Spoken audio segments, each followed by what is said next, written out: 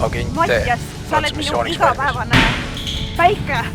Sa täidad minu päeva rõõmuga. Nüüd pole aeg naljatada. Ja Kui terroristid saavad Viljandi viimased matemaatikaõpikud hävitatud, siis on hariduskonnal ots peal. Maicel Kullake, olen ma kunagi millestki kaotanud? Kas sa tuleksid mulle meheks?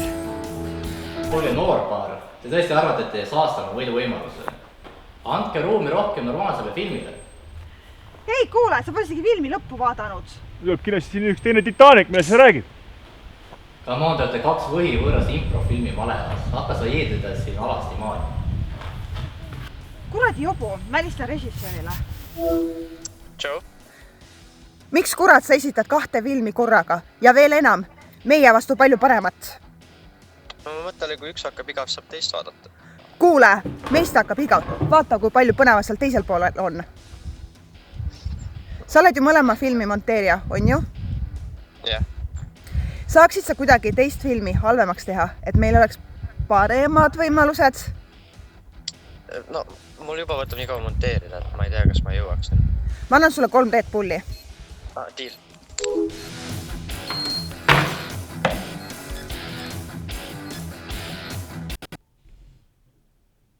Kuule, mis asja sa teed? Me ei võida niimoodi seda filmi auhinda ära ju.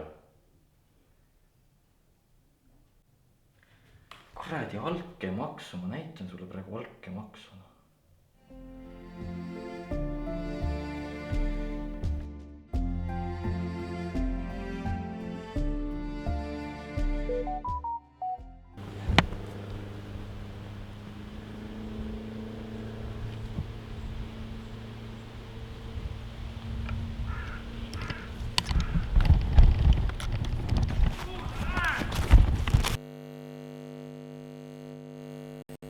No, tundub, et me peame nii jätkama.